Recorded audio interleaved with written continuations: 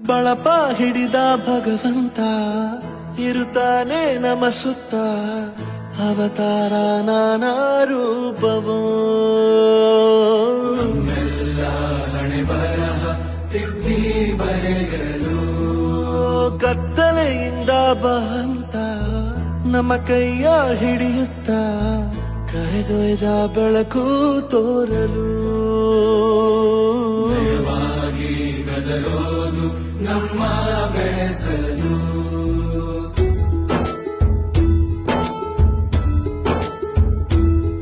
ಭಾಷೆ ಅಮೃತ ಕುಡಿಸೋ ತಾಯಾಗಿ ಭಾಷೆ ಅಮೃತ ಕುಡಿಸೋ ತಾಯಾಗಿ ಭವಿಷ್ಯ ಬರೆವಂತ ತಂದೆ ನೋವಾಗಿ